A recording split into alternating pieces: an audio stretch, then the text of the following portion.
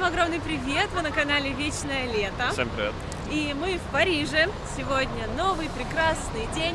Мы начинаем его в центре. Собираемся на экскурсию. Она начнется буквально через 20 минут. А мы движемся в Нотр-Дам-де-Пари. Именно там начнется наша экскурсия. Мы очень любим этот мюзикл. И мы хотели узнать подробнее про этот собор. Быть может, про эту историю. И сегодня у нас сразу две экскурсии, поэтому мы надели самую удобную обувь. Будем гулять до вечера и, конечно же, берем вас с собой. А вы, в свою очередь, поддержите нас лайком и подпиской на наш канал. Вот. Всех люблю, всем привет из Парижа, и мы начинаем. Гуляешь по центру, любуешься красивыми домами и думаешь, а ведь кто-то же здесь живет, у кого-то же здесь квартиры. И мы тут спросили у местного жителя, можно ли здесь купить квартиру. В теории можно, но помимо того, что она стоит баснословных денег, предложений практически нет, потому что кто владеет этой квартирой, у них уже столько денег, что продавать им ее не нужно. Даже если ты в ней не живешь, просто приятно ей обладать. Но это восторг. Посмотрите, как красиво. И я даже не представляю, какой это титанический труд, кропотливая работа. Не просто восстановить собор, а восстановить в первозданном виде, чтобы он выглядел так же. Это ведь надо где-то найти те же материалы, использовать те же технологии, что и сотни лет назад. Кстати, время 15 минут 11, а уже все танцуют, гуляют, поют, едят. Мы кое-как проснулись, потому что каждый день засыпаем поздно. А здесь уже такой движняк. Ребятки, началась наша экскурсия. Нам уже рассказали про фонтан, возле которого мы встретились. И еще порекомендовали одну классную кондитерскую, где любят перекусить местные. Она называется Париж Багет. И туристы приходят, и местные, цены нормальные. Здесь очень вкусные эклеры. Можно съесть сэндвичи, купить багет. Посмотрите, всякие пироги, какая красота. Кексики. О, я бы сюда зашла на кофе. Цены, кстати, более-менее нормальные для Парижа. 3,90. Вчера смотрели эклеры в такой раскрученной кондитерской, они по 7 с лишним евро стоили. Вот это обязательно надо попробовать. Ну, тоже что-то вкусненькое. Круассаны очень красивые, булочки. Ну, мы только завтрака, пока есть не хочется, но вы имеете в виду, если будете здесь прогуливаться, можно сюда зайти на кофе и десерт. Ребята, посмотрите, какое красивое кафе и какие цветы на втором этаже. В доме, где жил раньше Наполеон, это был один из самых дешевеньких районов, он, кстати, одно время был бедным, расположилась вот такая тоже блинная. Здесь можно попробовать традиционные французские блины. Это тонкие, ну как у нас, сладкие крепы, или такие квадратненькие с разными начинками. Вот видите, по 7 евро. Проходим мимо знаменитого книжного магазина «Шекспир и компания», «Шекспир и Company». Там все книги на английском языке, и говорят, очень красиво, колоритно, может быть, зайдем. В центре находится портал Страшного суда. Там изображено, как мертвые встают из гробов и поднимаются, направляются к святому Михаилу, который решает, кому в ад, кому в рай. И сверху Иисус Христос, который вершит суд. Увидели во Франции необычное развлечение, можно так сказать. Это вот такой, это исторический фотоаппарат. Как он правильно называется? Магический фотоаппарат. Магический фотоаппарат, хорошо. И за донат вам сделают фотографию, которую напечатают на таком листе, как крафтовая бумага, тех времен. Как будто вы попали в сводки местных новостей, местных газет. И здесь информация о достопримечательности. И я хочу сделать на память, почему нет. Все, нас сфотографировали. Мы попали в печать. Ой, круто! Как миленько! Мне нравится. Спасибо большое. Спасибо. Спасибо вам, хорошего дня. Все хорошего. Ребят, приходите, тоже делайте фоточки с таким видом на память. Можно в рамку, да, повесить? Ну да. Сводки новостей Парижа. Мне нравится. Надо еще файлик давать, чтобы вот носить и это не испачкать. Мы пришли в еще одно интересное место. Это цветочный птичий рынок. Большой выбор комнатных, садовых растений. различные горшки, средства ухода за растениями. Посмотрите, какие шикарные розы. Я знаю, среди вас много садовников, кто выращивает цветы. Мне кажется, вам бы здесь было интересно. Здесь хороший климат и все прям активно растет. Но птичек здесь редко уже встретишь на продажу, потому что раньше часто продавали, а теперь активисты добились того, чтобы птиц в клетках здесь не держали и не продавали. Что это? Это вот такие вот мешочки. Лаванда, Да, да, чтобы для белья. Ага, ароматизатор. Классная штучка. Ну, кстати, от моли, что ли, еще помогает. Если бы у нас была квартира во Франции с балконом, то я бы обязательно пришла сюда, купила различных цветов, гортензии, быть может, и украсила бы свои балконы, чтобы мой балкон был самый цветочный. Вы только посмотрите, какой здесь большой выбор гортензий. Такого ассортимента я не видела нигде. Герань. Вот, если бы у меня был здесь балкон, я бы обязательно посадила на нем герань. Огромные розы. Вот, для сравнения, моя рука. И вот какой бутон. 4 евро за штуку. Кстати, недорого. Апельсинчики, лилии. О, снова куст гортензии. Она настоящая. 20 евро. А, это вот за вот эту, а за вот эту 50. 50 евро, но это целое дерево. Просто восторг, я обожаю цветы. А еще за 35 евро вы можете на балконе выращивать не только цветы, но и клубничку. Вот такой куст плодовитый. 35 евро стоит. Так вышел на балкон, съел клубничку. И хорошо. Оливочки. Мы пришли на площадь Дофина. Здесь у нас будет остановочка на кофе. Смотрите, какое уютное кафе. Здесь тихо, спокойно. Местные любят вот сюда приходить, пить кофе, потому что здесь нет суеты. Так, ну Наш все. портрет. Давай, я хочу сделать красивую фотографию. Мне кажется, будет классно. Вот так, цветочки и мрамор. Ребят, смотрите, как здесь интересно. Вот я сейчас зашел в кафе, и здесь туалет. Есть такой маленький дворик. Окна выходят в двор. Возможно, это окна подъезда. Вот здесь такой маленький туалетик. И сейчас пройдем через кафе, чтобы вы понимали, как это все дело выглядит. Заходим. И вот небольшое уютное кафе. Здесь продаются всякие соусы, шампанские, вина. И вот кафе так выглядит внутри. Сейчас возьмем кофе, пробуем, посидим. Красивое местечко. Принесли наш капучино. Вот, мой капучино, потому что ребята заказали другой кофе. У Саши американо, у вас эспрессо. Верно. И еще, посмотрите, какая здесь пенка, прям дрожит. Дают печенюшку. Как это миленько. Так, попробуем. Ну, на самом деле это просто пена с какао. Но все равно что-то необычное в ней есть, потому что она во Франции. А почему ты не взяла американо? Мы же на него перешли. Она все равно на капучино сидит. Не знаю, мне захотелось с молоком, с пенкой. Чё, да? Да. Сорян. Захотелось чего-то красивого сегодня. И вообще, конечно, это приезжие итальянцы, они критикуют французский кофе. Да? Ну, да, они говорят, что найти настоящий итальянский кофе в Париже невозможно. Вот так вот. А слушайте, скажите, пожалуйста, много сейчас русских приезжает в Париж? Да, в последнее время много. Мы пытались записаться на визу во Францию, и не получилось ничего. Странно, вообще говорят, что француз дает лучше всего визу. Единственное, что они дают на короткий период. Вот чаще всего дают в последнее время на месяц, там, либо под поездку. Но некоторые дают на полгода, даже на год. Они дают, записаться невозможно. записаться. Да, так-то дают, хорошо. Да, в этом проблема. Мы в Италию на полгода получили спокойно и записались, но только не в Москве, а в Самаре. А расскажите, пожалуйста, вот вы из Санкт-Петербурга, а сейчас живете здесь. Дорого здесь жить? Сколько денег нужно на месяц, чтобы снимать квартиру, питаться, развлекаться и покупать себе что-то из одежды? Я вам скажу, что минимальная зарплата, да, в Париже, это 1500 евро. Да, вот это минимум.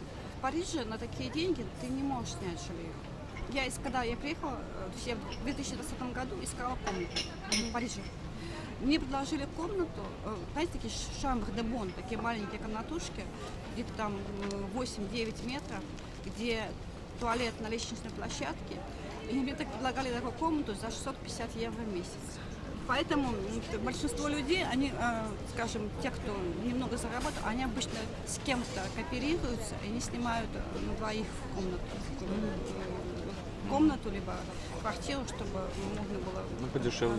А квартира сколько стоит? Ну, сколько в Париже, то есть я не знаю, я могу сказать, что за городом, но это тоже зависит от района. Есть благополучные районы, где дороже, где есть такие менее благополучные, где, конечно, дешевле. Но в среднем там начиная где-то вот 900 за городом. И нужно еще, наверное, депозит, да? Да, обязательно депозит. Но это мало того, в Париже, то есть вообще очень сложно, и не только в Париже, но и за город, в пригороде Парижа очень сложно снять жилье, потому что в основном, то есть если это хорошее жилье, то арендодатели, да, они стараются подстраховаться, они стараются заполучить наиболее надежных арендаторов. А что такое надежный арендатор с точки зрения хозяина квартиры? Это тот человек, у которого есть постоянная работа с контрактом CDI. То есть CDI контракт, это контракт, который бессрочный. То есть по нему очень сложно уволить человека.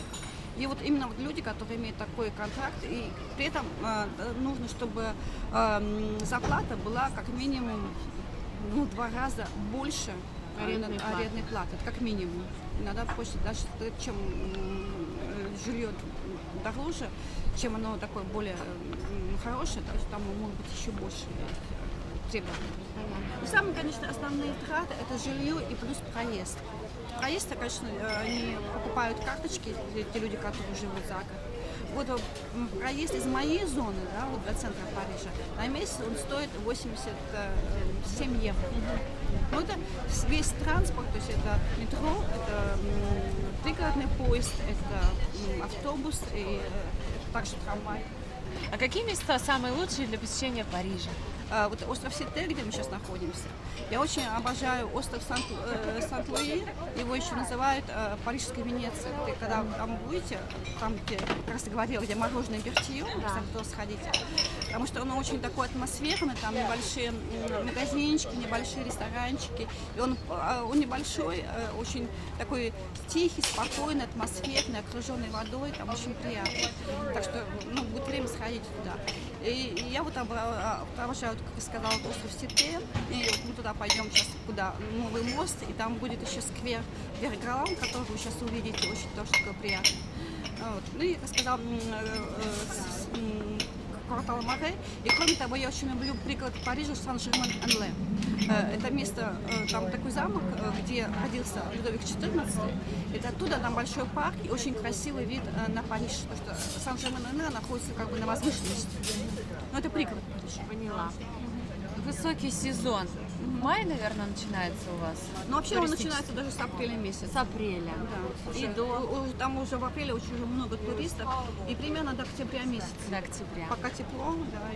А в низкий сезон ниже цены на отели и развлечения или такие же? Так как я не снимаю, да, ну понятно. Ничего не могу сказать. А экскурсии, например, вот по ценам? Экскурсии такие же. Такие же. Спасибо вам большое. Спасибо. В общем, ребята, если хотите к Елене на экскурсию, то ее контакты мы оставим внизу в описании под этим видео. За какой промежуток лучше вам писать до поездки? Ну, примерно хотя бы на неделю. За неделю. Поняла. Спасибо. Мы сейчас узнали одну интересную парижскую традицию. Вот так люди приходят на берег реки Сена, устраивают пикники, сейчас время обеда. Девчонки постелили себе там подстилочки, взяли сэндвичи большие, напитки, сыр, кусок вот такой, нарезают и таким образом обедают. А еще, как оказалось, французов нельзя беспокоить по рабочим делам с 12 до 2 часов дня, потому что в это время у них обед, завтракают они не плотно и к обеду очень голодные. И если ты в это время дергаешь их по делам, это считается дурной тон. Я считаю, что нас тоже не надо дергать в обед по делам и вечером. Мы пришли в то место, где заканчивается остров Сите. Здесь, посмотрите, раскинулась такая ива, по-моему, это. И именно здесь можно спрятаться в тени дерева жаркие месяца. Вот где местные отдыхают и прячутся от жары. Теперь вы тоже знаете, если что, приходите сюда на пикничок. Приказывают построить дворец недалеко от Лувра, ну, чтобы присматривать за Людовиком XIII. Так как дворец много раз горел и перестраивался, от первоначального дворца осталась только вот эта вот часть. Почему называется Королевский дворец, хотя изначально был дворцом кардинала? Когда он умирал, он завещал королевской семье, и после смерти Людовика XIII Анна Австрийская с малолетним Людовиком XIV и его братом Филиппом Орлеанским переезжают жить сюда. И у Людовика XIV было такое безоблачное детство здесь до 1651 года, когда восставшие фронты они выбегают в покой короля, которому на тот момент было 12 лет. То есть представляете, насколько он был травматизирован этими событиями. И отсюда его нежелание жить в Париже, отсюда Версаль, то есть подальше от этих бунтующих, вечно недовольных парижан. Так это мрамор черный. Понятно. Сюда кидают денежку, чтобы вернуться в Париж. Особенным шиком считается попасть вот на эту колонну, да? А хитрующие французские дети умудряются вытаскивать отсюда денежки. Как же они туда попадают? Они используют такое приспособление, я видела, там такой типа веревки, там что-то вроде магнита, и они туда так пропускают. И Прикольно. Попробуешь кинуть в центр? Хочешь вернуться в Париж? Кидай. Приказом короля. Вот у меня бумага. Это вход в метро Пале-Рояль, так называемая решетка Лунатика. Была открыта в 2000 году архитектор Отаньель. Открыта в честь столетия французского метро. На алюминиевые шесты нанизаны бусины из муранского стекла. И вот бусины холодного оттенка, голубой, вот, синий, это символизирует ночь. А вот бусины теплых оттенков, желтый, красный, символизируют день. Мы пришли в заведение под названием Бу Энми. Елена нам его посоветовала. Здесь очень вкусные десерты и сэндвичи. Хотим взять бутерброд, потому что у нас через час где-то следующая экскурсия. Хотим здесь купить и подкрепиться. Такие, видите, варианты меню. Вот, там по разным ценам. И там входит, например, да, например, вот здесь, вот, например, 10,90 сэндвич, напиток, десерт. Ну, и лично я, то, что я пробовала, то, что мне нравится, мне очень нравится вот этот чизкейк, и мне очень нравится флан. Он такой очень... Флан, по-моему, самый вкусный из тех, что я пробовала в Париже. А флан это пирог? Что это? Ну, это как бы... Вот тот, видите? Запеканка чизкейк. Типа запеканки, но он более нежный, чем чизкейк. Понятно. Он очень такой нежный. Я прям... Вот эти штучки сейчас гуляют по интернету. Различные пироженки. Ой-ой-ой, кексики. Ну вот можно взять флан и сэндвич, и кофе. А еще здесь туалет. Можно посидеть и в туалет сходить. Потому что не везде есть туалет. О, смотрите, какой красивый брауни, ребят, с сундучком. Выглядит невероятно. Так, берем сэндвич с ветчиной и моцареллой, эклер и флан. И кофе. Ой, какие красивые круассанчики, как на выставку. Вы посмотрите, 1 к 1. Евро 40. Вообще недорого. Вот, ребята, посмотрите.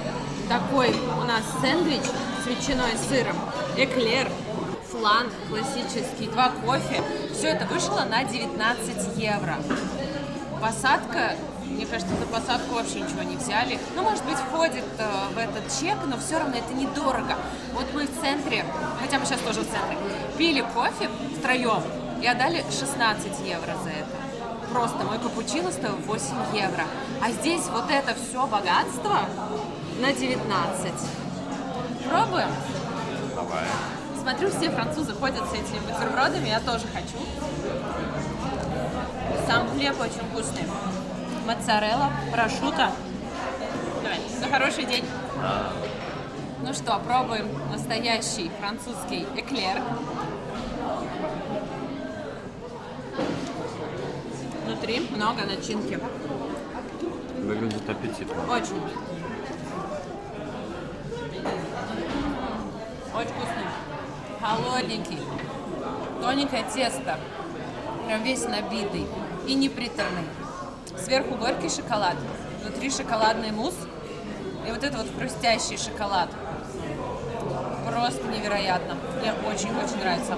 Единогласно мы нашей семьей вдвоем решили, что это самый вкусный эклер, который мы когда-либо пробовали в жизни. Эталонный, просто невероятный. Я хотела здесь попробовать эклеры. Кстати, во Франции потрясающее сливочное масло. Очень вкусное, очень хорошее. Быть может, в этом секрет их потрясающей выпечки. Как вы думаете, все-таки вот эти все круассаны делаются на сливочном масле? Так, месье, кстати, Ребята. это ты предложил его взять. Я хотела попробовать флан. Я хотел эклеры. Да? Ребята, это просто чудо, это манна небесная, так вкусно. Вы не представляете, я такое не ел. Мало того, он правильно приготовлен. Много начинки. Еще сочетание вкусов классное. Вот это вот тесто, оно какое-то не соленое, не сладкое. Даже вот сверху вот это вот, смотри, Горький шоколад, шоколад. он такой, он получается не застывший даже. И внутри начинка, она прям нежная. Красота. И давайте попробуем флан. Есть шоколадный и классический ванильный. Нам вот Елена посоветовала начать с классического. Манная каша. Вот молочная нежнятина. Это совсем не чизкейк, но и не запеканка. Как будто запекли молоко. Какой-то йогурт. Ой. А послевкусие у него как у мороженого пломбир. Как у хорошего пломбира. Какой-то запеченный пломбир. Очень вкусно, невероятно. Я такого никогда не ела. Клево. Я думала, ну, это, наверное, как чизкейк. Нет. Это как пломбирное мороженое, только в формате запеканки. Тает во рту. Во Франции много воровства. Это действительно так, вот уже который гид нам об этом говорит, что часто воруют.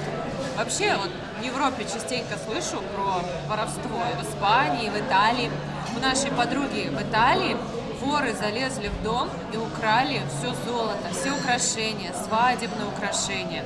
И когда она пришла в полицию, они, знаете, так нехотя, спустя рукава, приняли ее заявление. И она сказала, что никого не нашли, похоже, вообще ничего не делали. Она говорит, ну пишите, какие украшения у вас украли. Она написала. Причем они даже не хотели принимать вот этот перечень. Она говорит, ну может вы найдете их. Ну ладно, пишите. Она пишет, серьги золотые, там кольцо такое-то. И спрашивает их, а фотографии нужны? Говорит, не нужны. Знаете, как бы заведомо говорят, что мы все равно ничего делать не будем. Положим ваше заявление. Если вы были в Европе, напишите в комментариях, сталкивались ли вы с воровством. Быть может, у вас что-то украли. Посмотрим, много ли таких людей. Потому что я вот хожу, все держу, переживаю, боюсь. Но говорят, здесь такие виртуозные воришки, что украдут, и ты вообще ничего не заметишь. Даже не поймешь, не почувствуешь, что часы сняли.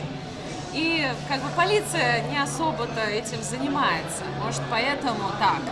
У нас там в России, если что-то украдут, там по камерам действительно могут найти, вычислить. Ну, а здесь так. Вот, ребят, показываю еще одну станцию метро, Шарль-де-Голь, чтобы вы понимали, как выглядит метро в Париже. Ой. Упали лопасти. Да, исторический момент. Упали, слава богу, никого не убили. Упали ночью, просто на дорогу свалились от старости. Ага. Вообще было огромное количество кабаре, но оно было для местных. Такой вид открытого пространства, гамбеты, таверны, кабаре. Но вот именно Мулен Руж это больше так для городских развлечений, а позже станет для туристов. Поэтому местные сюда особо не ходили. Вот этот прекрасный фильм смотрели, Анастасия? Смотрели? Если не ошибаюсь, 2001 года, да. Он старый, но это, кстати, фильм. Наверняка вы слышали, во-первых, там прекрасный саундтрек. Просто невероятная музыка. Надо пересмотреть. Да, нужно пересмотреть. Прекрасный фильм. Он, кстати, получил Оскар. А также он отмечен, как, входит в рейтинг 100 лучших фильмов не на английском языке. В Германии говорят Ван Хох. Я говорю, ну ладно, Ван Хох. Так вот, Ван Гог, он жил, смотрите, здесь у нас дом номер 36, а если вы пойдете в ту сторону, там будет дом номер 54. Мы с вами к нему подходить не будем, потому что там ничего интересного, но просто знайте, что раньше здесь гулял великий художник Ван Гог. И мы с вами будем двигаться к улице Аббес. И Аббес, откуда такое название? Дело в том, что раньше здесь было аббатство. В этом районе есть очень классный ресторан с морепродуктами. Называется Ла Маскоте. И вы можете здесь поесть вкусные свежие устрицы. А в Ле Чоколад вы можете купить очень вкусный шоколад, конфеты, попробовать сами и взять в качестве презента из Парижа. Ребят, посмотрите, как красиво украшено кафе, сколько цветов. Но говорят, что уже скоро их снимут, потому что Новый опасно. закон вышел, да, они легко воспламеняемые и могут привести к пожару, поэтому доживают последние свои месяца. Здесь сейчас фраза «я тебя люблю» написана на 250 языках 311 раз. То есть даже где-то используют сленги, даже есть немой язык жестов. Я предлагаю нам зайти туда и найти фразу «я тебя люблю» на вашем родном языке. Ну и, конечно, сделать фотографию, загадать желание. Ну и, кстати, это будет непросто. Пойдемте. И здесь, в Париже, жил англичанин Ричард Уоллес. Он очень любил Париж, а еще он был очень богатым человеком. Он решил, вот так вот, он решил позаботиться о французах и подарил им 50 фонтанчиков с питьевой водой. Мало того, что подарил фонтанчики, так еще и систему очистки воды тоже подарил Ричард Уоллес. Вот этих прекрасных креатит это тоже он нарисовал. Кстати, что интересно, одна из этих креатит называется «Трезвость». Бонжур, трезвость. Да, чтобы вы знали, чтобы вы понимали. А, кстати, обратите еще внимание, сейчас я вам покажу. Вот смотрите, вот здесь такое колечко небольшое. А раньше здесь висела цепочечка и была кружечка привязана. Ага. Да. Ну что, пойдемте дальше, водичку все набрали. Как я уже рассказывала, исторически на Монмартре было более 100 мельниц. Потом технологии меняются, и, конечно, от мельниц начинают избавляться, а вообще изначально эти мельницы их использовали для того, они мало гипс, потому что здесь на Монмартре добывали гипс.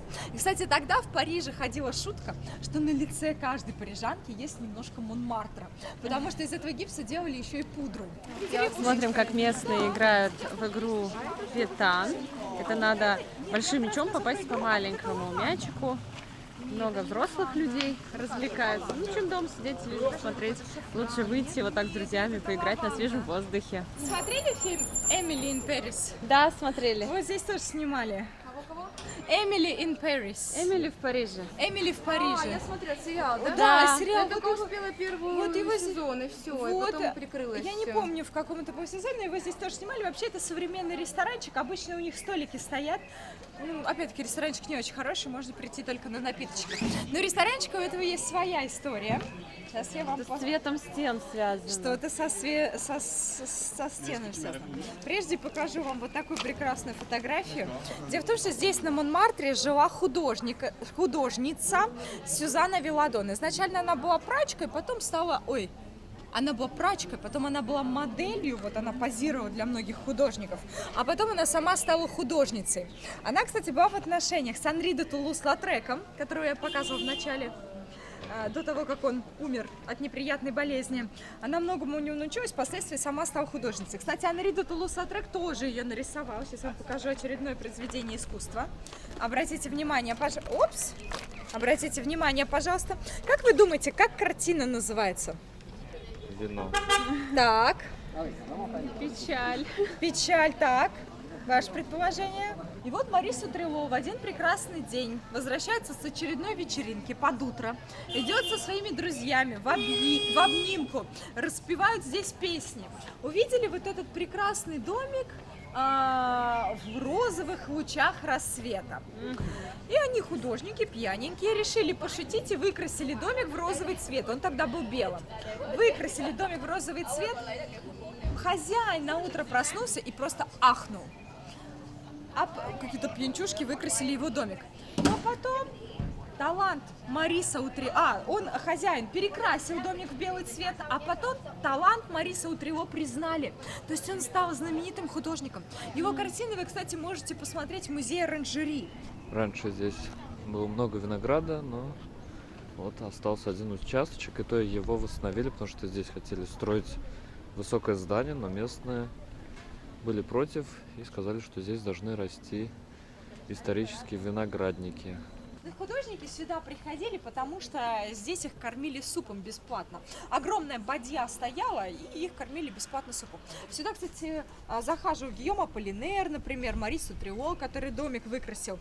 И в том числе сюда приходил Пикассо. Пикассо один раз так что-то нагудел здесь, что а денег платить было нечем. Он заплатил, отдал свою картину. Нарисовал картину, вот так и назвал ее «Проворный кролик». Он, кстати, здесь изобразил самого себя, хозяина этого кабаре, а еще подругу своего друга. Но он потом с ней в итоге, Пикассо стал с этой подругой, в общем, у них были любовные отношения.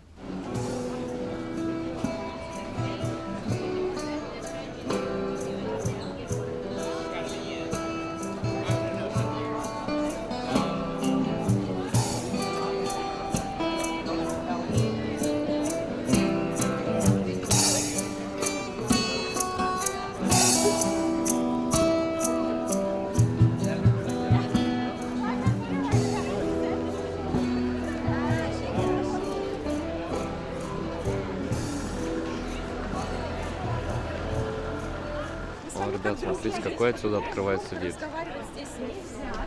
Здесь свечи бесплатно. Берете, ставите. Причем смотрите, какую интересную форму свечи. Они не длинные, а вот такие вот коротенькие. Ставите их в такой специальный стаканчик. И пожертвование 2 евро. Наша экскурсия закончилась, и на ужин мы идем в ресторанчик. Вот он называется Ау Риф, как-то так. Есть самый вкусный луковый суп. Ура! Это нам гид посоветовал, сказала, что здесь самый вкусный. Вот так выглядит заведение, небольшое. Столики стоят близко друг к другу. Можно сесть на улице. Кстати, есть столики свободные. Можно внутри. Мне кажется, на улице не очень удобно, а вот здесь прям классно. Мы зашли в ресторан, время без 15:06. И она спросила, вы хотите выпить? Я говорю, мы хотим есть. Она говорит, сейчас пока можете только выпить, а есть можно только после 7. То есть сейчас это работает как бар, а после 7 будет уже ресторан, где можно поужинать. Я хочу остаться здесь. Сейчас, я думаю, выпьем немного вина и потом будем есть суп. Вообще, мне очень понравилась данная экскурсия. Мы узнали много интересного про этот район. Оказывается, раньше здесь жили все известные художники, гуляли, веселились. Много колоритных мест, много туристических мест. На некоторых ресторанах есть такие вывески. Здесь был Пикассо, здесь был Моне. Но на самом деле они все здесь жили, и они везде здесь были, везде здесь гуляли. И здорово, что ты сидишь там же, где, по сути, выпивал Пикассо и ел луковый суп. Экскурсия интересная, однозначно стоит посетить. Принесли бокал вина. У них нет меню на алкоголь. И она спросила, что я хочу, сказала вино. Она говорит, бокал или бутылку? Я говорю, бокал, это как пойдет. Она говорит, вот такое есть, 6,50, сразу цена. А я как раз хотела узнать цену, потому что она мне называет всякие марки, я понятия не имею, что это за марки. Я всегда в меню в разделе вино ориентируюсь на цену. Ну, чтобы не самое дешевое, не самое дорогое, потому что тут во Франции всякие вина есть. Не хочется потом увидеть в чеке $500 за вино. И она сразу 6,50. Я думаю, да, этот сорт винограда я как раз люблю в вине, так что несите, мне подходит. Ребят, честно, 2 экскурсии за день – это непросто. Особенно, когда рано выходишь, рано встаешь, но столько у тебя эмоций, столько впечатлений. Мне нравится выражение Саши, он всегда говорит, усталость пройдет, впечатления останутся. И мы, когда планировали эту поездку, максимально брали экскурсии, каждый день, иногда по 2. То есть, если есть какие-то в разное время, мы в один день их засовывали, чтобы увидеть как можно больше. Усталость пройдет, впечатления останутся.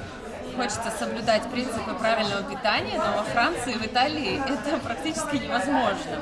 Я, например, стараюсь не есть после 6. Я не хочу есть после 6.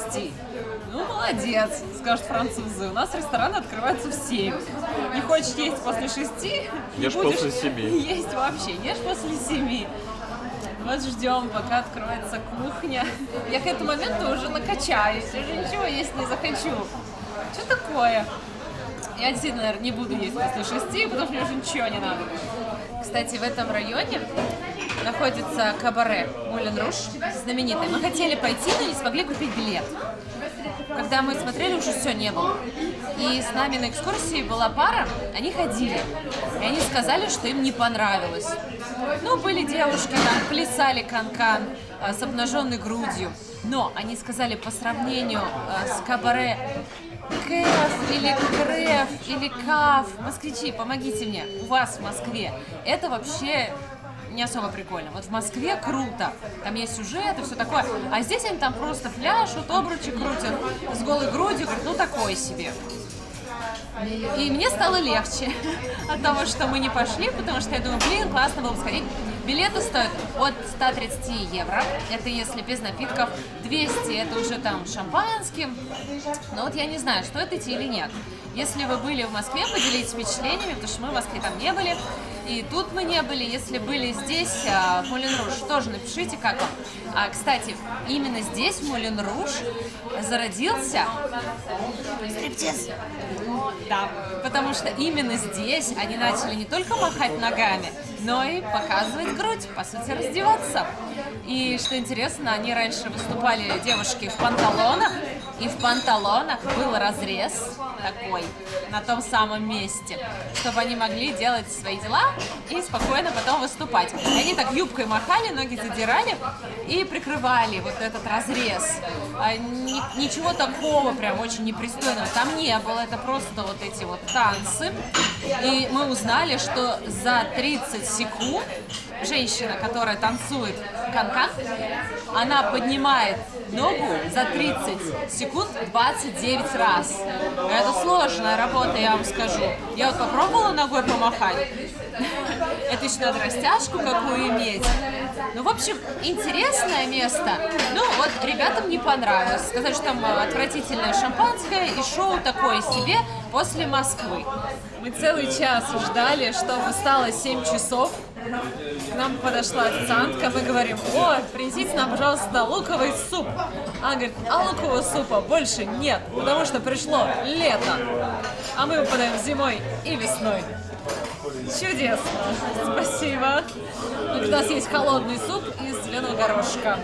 Я не хочу холодный суп, поэтому мы заказали, я вообще не знаю что. Она говорит, я могу вам порекомендовать. Я говорю, давайте. Все, что она порекомендовала, мы все взяли. По-моему, это салат и курица. Нам принесли еду, и, если честно, я не знаю, что это. На Цезарь это точно не похоже. Значит, это курица. На курицу тоже не похоже. Ладно, будем есть, что дают. Кстати, вкусно. Как куриный паштет. Как будто куриное мясо вместе с куриной печенью. И все это еще с зеленью. Я такая голодная. Очень вкусно, сочно. Вопрос о правильном питании. Мне кажется, полезное блюдо. Печень, курица и салат. Правда, очень вкусно. Если знаете, как называется это, напишите в комментариях. Мне нравится, как они здесь работают. Они на расслабоне, люди приходят с собаками. Вон собака запрыгнула на барную стойку. Тоже сейчас делает заказ. Мне, пожалуйста, косточки сахарные. 2 порции с собой. Нет, она будет есть на баре, чтобы не платить за посадку. Официантки расслабленные, со всеми болтают. Просто пришла женщина. Они ля-ля-ля-ля-ля-ля-ля полчаса поговорили. Не работа, а мечта. Вот, смотрите, ну красота же. Какой классный посетитель. Здоровенько. Привет. Привет, ты такой красивый. Такой хороший пацан. Здорово. Ну вот, мне это нравится. Вот она под цепью. Здравствуй, а мы уже все съели. Да, сейчас второй. О, Вот so beautiful. Ой, какой красивый. Вот так здесь все у них. Расслаблено, с животными. Да, привет. Классный. И она подошла к нам и говорит, вам понравился ваш заказ? Ой, мой ты такой хороший. Да, красивый, добрый такой, да? Вот, чтобы вы понимали, какая здесь атмосфера. Чудо рыбонька. Сейчас принесут еще курицу, подожди немножко. Такой хороший. Пока. Подошла девушка, которая рекомендовала блюдо, и такая, вам все понравилось? Мы такие, да. О, окей. Потому что она нам порекомендовала, и ей важно, чтобы нам понравилось. Приятно. Принесли другие блюда. Вот, это курица, похожа на курицу уже, но из необычного. Что это? Тыквенное пюре.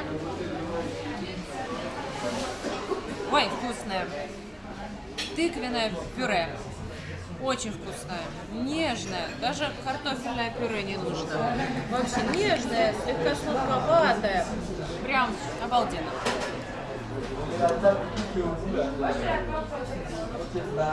Курочка тоже вкусная, сочная, на подушке из грибов.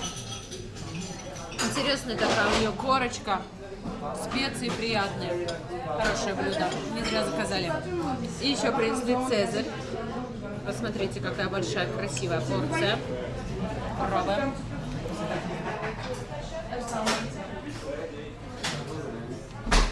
Говорю честно, очень вкусно, очень сочно. Этот соус пропитал весь салат. Сухарики домашние, курочки много. По соусу и салатным вот этим листьям вообще нет вопросов. Очень сочно, очень хорошо. Давайте попробуем мясо. Если еще и курочка тут вкусная.